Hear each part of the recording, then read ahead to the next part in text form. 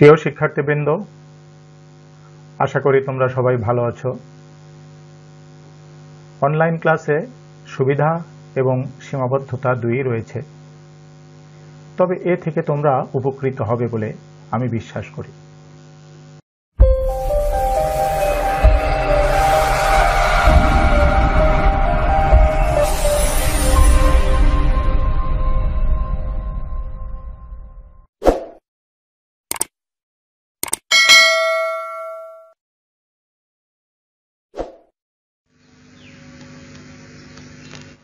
পরিবেশ ও সম্পদ অর্থনীতি, লেকচার 2, শ্রেণী অনার্স চতুর্থ বর্ষ, প্রথম অধ্যায়ের আলোচনা।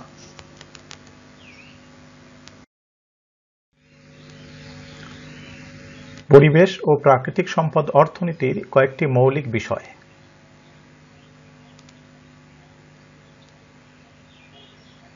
মালিকানা সত্ত্ব, দক্ষতা এবং সরকারি হস্তক্ষেপ।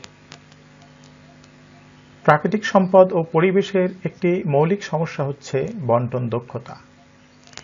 নিওক্লাসিক্যাল মতবাদ অনুযায়ী পূর্ণ প্রতিযোগিতামূলক বাজার ব্যবস্থা বন্টনের দক্ষতা নিশ্চিত করে, তবে এক্ষেত্রে কয়েকটি শর্ত প্রযোজ্য, যার মধ্যে ব্যক্তি মালিকানা সত্ত্ব একটি। প্রাকৃতিক সম্পদ ও পরিবেশের ক্ষেত্রে ব্যক্তি মালিকানা সত্ত্ব অনেক সময় পরিষ্কার থাকে না। মালিকানা সত্ত্বের অনুপস্থিতির কারণে বাজার ব্যবস্থায় প্রাকৃতিক সম্পদ ও পরিবেশের দক্ষ বন্টন নিশ্চিত করতে পারে না, অর্থাৎ এক্ষেত্রে বাজার ব্যর্থতা দেখা দেয়। নিওক্লাসিক্যাল ধারণা অনুযায়ী এক্ষেত্রে সরকারি হস্তক্ষেপ প্রয়োজন। আবার অধিকাংশ পরিবেশ বিষয়ক সমস্যা বৈশ্বিক প্রকৃতির হয়ে থাকে।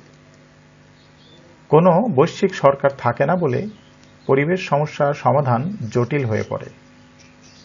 পরিবেশ অর্থনীতিতে এই ধরনের সমস্যার সমাধান অনুসন্ধান করা হয়ে থাকে।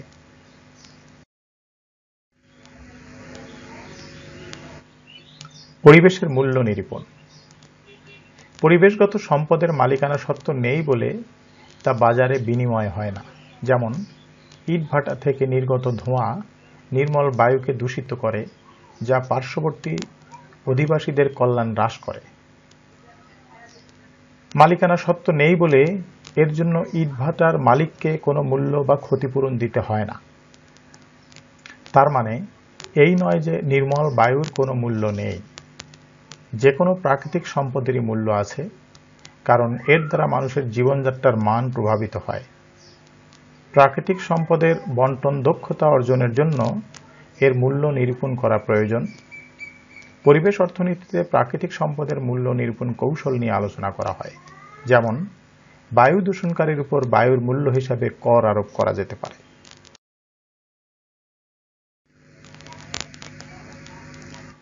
অর্থনৈতিক সিদ্ধান্তের সময় মাত্রা। প্রাকৃতিক সম্পদের কাম্য ব্যবহারের পরিমাণ নির্ণয়ে সময় একটি গুরুত্বপূর্ণ উপাদান। প্রাকৃতিক সম্পদ হতে পারে মজুদ সম্পদ এবং প্রবাহ সম্পদ। যে সমস্ত প্রাকৃতিক সম্পদ অদূর ভবিষ্যতে পুনরুৎপাদিত হতে পারবে না, তাদেরকে বলা হয় মজুদ সম্পদ বা নিঃশেষযোগ্য সম্পদ, যেমন খনিজ সম্পদ, কয়লা, লৌহ ইত্যাদি। বনজ সম্পদ। মজুদ সম্পদ হতে পারে নবায়নযোগ্য ও অনবায়নযোগ্য। নবায়নযোগ্য সম্পদের উদাহরণ হল বনজ সম্পদ, আর অনবায়নযোগ্য সম্পদের উদাহরণ হল খনিজ সম্পদ। অর্থনৈতিক দৃষ্টিকোণ থেকে মজুদ সম্পদের কাম্য ব্যবহার আন্তঃসময়গত পছন্দের উপর নির্ভর করে। অন্যদিকে যে সমস্ত প্রাকৃতিক সম্পদ সর্বদা পুনরুৎপাদিত হচ্ছে, তাদেরকে বলা হয় প্রবাহ সম্পদ বা অনিঃশেষযোগ্য সম্পদ, যেমন সূর্যের আলো, বায়ু শক্তি, পানি প্রবাহের শক্তি ইত্যাদি।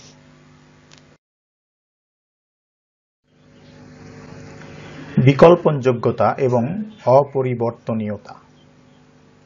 এমন অনেক প্রাকৃতিক সম্পদ আছে যার কোনো নিকটতম বিকল্প নেই, যেমন অক্সিজেন, নাইট্রোজেন ইত্যাদি। এদের থেকে প্রাপ্ত সেবা অনন্য প্রকৃতির তথা ইউনিক।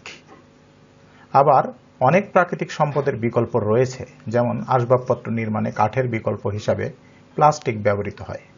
তবে এই বিকল্পনযোগ্যতা বিভিন্ন মাত্রার হতে পারে। প্রাকৃতিক সম্পদ ও পরিবেশ সংক্রান্ত অর্থনৈতিক সিদ্ধান্ত গ্রহণে বিকল্পনযোগ্যতা এবং অপরিবর্তনীয়তা খুবই গুরুত্বপূর্ণ।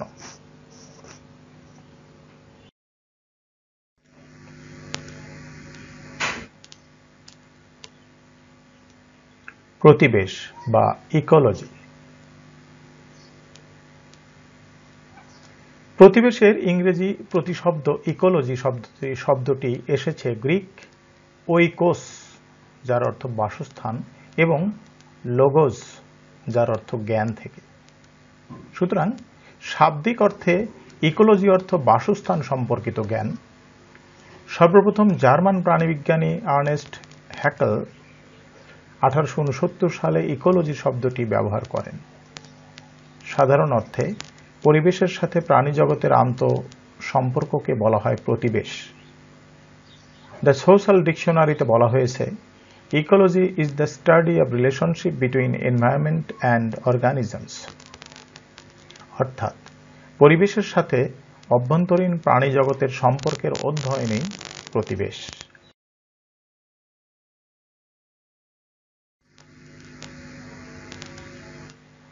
এইচ.পি. ফেয়ারচাইল্ড তার সম্পাদিত ডিকশনারি অব সোশ্যাল ওয়ার্কে বলেন, ecology is the study of relations between organisms and their habitats. Specifically in anthropology of adaptation of human cultures to their geographical environments। অর্থাৎ প্রতিবেশ হল প্রাণীজগৎ ও তাদের বসবাসজনিত সম্পর্কের অধ্যয়ন, বিশেষ করে প্রাণীজগৎ ও তাদের কোনো একটি ভৌগোলিক পরিবেশে মানুষের নৃতাত্ত্বিক উপযোজন।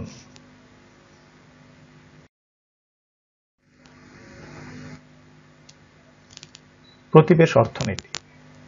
অর্থনীতির যে শাখা পরিবেশের সাথে বিভিন্ন প্রাণী জগতের পারস্পরিক সম্পর্ক নিয়ে আলোচনা করে তাকে বলা হয় প্রতিবেশ অর্থনীতি।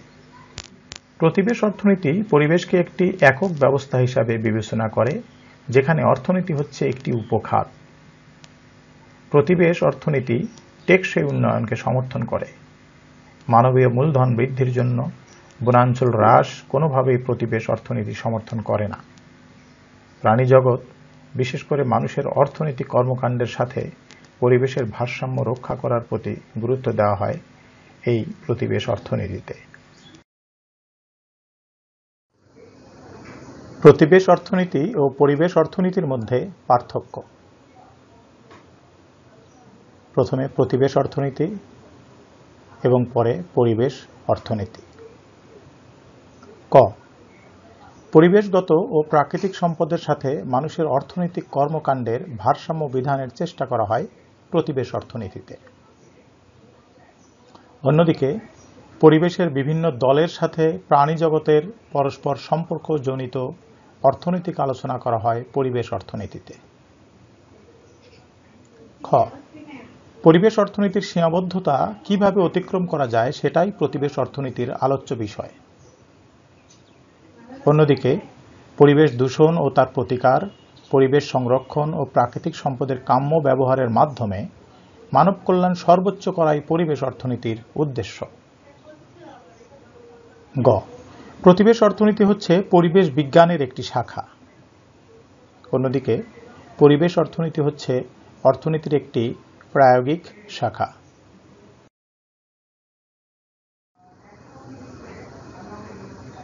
ঘ, প্রতিবেশ অর্থনীতিতে পরিবেশকে একটি একক ব্যবস্থা হিসাবে বিবেচনা করে, যেখানে অর্থনীতি একটি উপখাত মাত্র। অন্যদিকে পরিবেশ অর্থনীতিতে পরিবেশকে অর্থনীতির একটি বহিস্থ খাত হিসাবে বিবেচনা করা হয়। ও, প্রতিবেশ অর্থনীতিতে সবল সাস্টেইনেবিলিটিকে সমর্থন করা হয়। এতে প্রাকৃতিক মূলধনকে মনুষ্য সৃষ্ট মূলধনের সাথে বিকল্পন অযোগ্য মনে করা হয়। তাই এতে বনাঞ্চল ধ্বংস করে মানবীয় মূলধন বৃদ্ধির সুযোগ নেই। অন্যদিকে পরিবেশ অর্থনীতিতে দুর্বল সাস্টেইনেবিলিটিকে সমর্থন করে। এতে প্রাকৃতিক মূলধনকে মনুষ্যসৃষ্ট মূলধনের সাথে বিকল্পযোগ্য মনে করা হয়।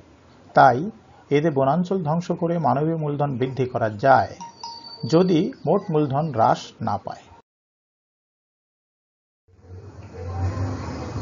পরিবেশ অর্থনীতির বৈশিষ্ট্য। প্রায়োগিক অর্থনীতি। পরিবেশ ও অর্থনীতির সম্পর্ক কিরূপ, পরিবেশের ভারসাম্য কিভাবে রক্ষা করা যায়, পরিবেশ দূষণ কিভাবে ন্যূনতম রাখা যায়, এ সকল ক্ষেত্রে অর্থনীতির নীতি তত্ত্ব প্রয়োগ করা হয় পরিবেশ অর্থনীতিতে। টেকসই উন্নয়ন। টেকসই উন্নয়নের জন্য উন্নত কলাকৌশল ব্যবহার করে কিভাবে উৎপাদন পরিচালনা করা যায় তার বিশ্লেষণ এতে করা হয়। পরিবেশ অর্থনীতি একটি বিজ্ঞান।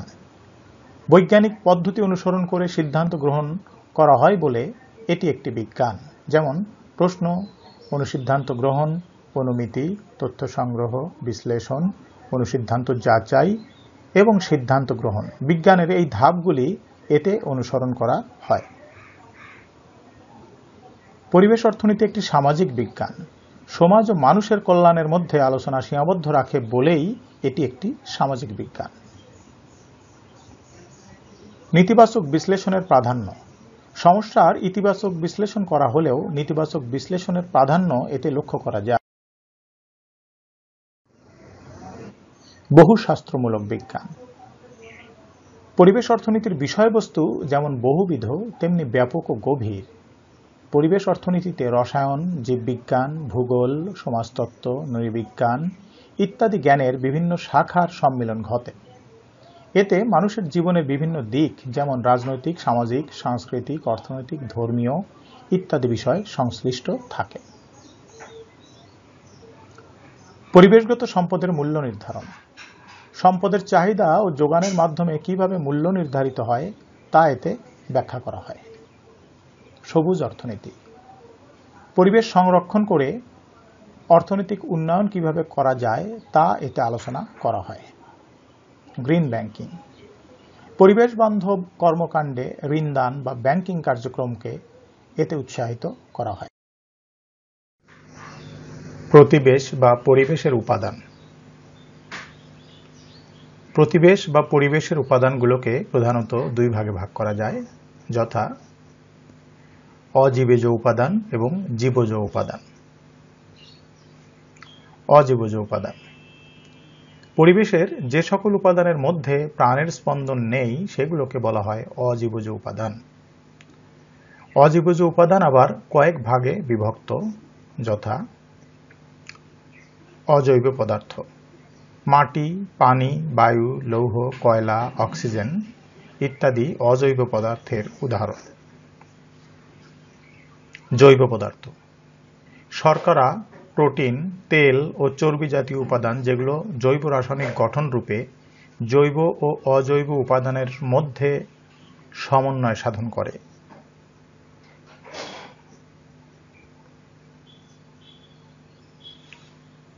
আবহাওয়াগত উপাদান।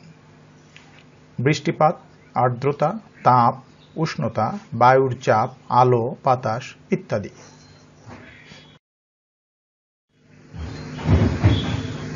জীবজ উপাদান। পরিবেশের যে সকল উপাদানের মধ্যে প্রাণের স্পন্দন রয়েছে সেগুলোকে বলা হয় জীবজ উপাদান। জীবজ উপাদানকে দুই ভাগে ভাগ করা যায়, যথা উৎপাদক শ্রেণী। যে সকল জীব নিজের খাদ্য নিজেই তৈরি করতে পারে, যেমন সবুজ উদ্ভিদ। খাদক শ্রেণী।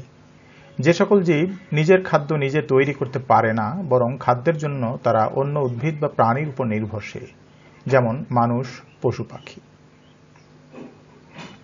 অণুজীব সমূহ। ব্যাকটেরিয়া, ভাইরাস, ফাঙ্গাস প্রভৃতি যারা মৃত প্রাণী বা উদ্ভিদের দেহ বিয়োজিত করে পরিবেশে ফিরিয়ে দেয়, এদেরকে বলা হয় বিয়োজক। একটি প্রতিবেশের সদস্যরা একে অন্যের উপর নির্ভরশীল, যেমন মানুষ ও প্রাণী বেঁচে থাকার জন্য অন্য প্রাণী এবং উদ্ভিদের উপর নির্ভরশীল। আবার উদ্ভিদও পরাগায়নের জন্য প্রাণীর উপর নির্ভরশীল। আবার জৈব ও অজৈব উপাদান একে অপরের উপর নির্ভরশীল। অজৈব উপাদান হতে জৈব উপাদান জীবন ধারণের সেবা পায়, যেমন অক্সিজেন, কার্বন, আলো, তাপ ইত্যাদি। বিপরীতক্রমে অজৈব উপাদানও জৈব উপাদানের উপর নির্ভরশীল এবং জৈব উপাদান হতে পুনর্গঠিত হয়। যেমন প্রাণী ও উদ্ভিদের মৃতদেহ অণুজীবের মাধ্যমে বিয়োজিত হয়ে অজৈব উপাদানে পরিণত হয়। এভাবে জৈব ও অজৈব উপাদানের পারস্পরিক নির্ভরশীলতার মাধ্যমে প্রতিবেশ ব্যবস্থা ক্রিয়াশীল থাকে। তাপগতিবিদ্যার বিধি, দ্য লজ অব থার্মোডাইনামিক্স। এ সংক্রান্ত দুটি বিধি রয়েছে। প্রথম বিধি হল, শক্তি এক রূপ হতে অন্য রূপে পরিবর্তিত হতে পারে, তবে শক্তির কোনো বিনাশ নেই। এই বিধিটি আবার বস্তুগত ভারসাম্য বিধি নামেও পরিচিত। যেহেতু বস্তু প্রকৃতপক্ষে শক্তিরই একটি সংহত রূপ, এই বিধি অনুযায়ী পৃথিবীতে মোট বস্তু এবং শক্তির পরিমাণ অপরিবর্তনীয়। তাপগতিবিদ্যার প্রথম বিধির অর্থনৈতিক ও পরিবেশগত তাৎপর্য হল, প্রথমত, মানুষ শূন্য হতে কিছু সৃষ্টি করতে পারে না। উৎপাদন বৃদ্ধি মানেই প্রকৃতি হতে সম্পদ আহরণ। দ্বিতীয়ত, উৎপাদনের একটা সীমা রয়েছে, মানুষ এই সীমা অতিক্রম করতে পারে না।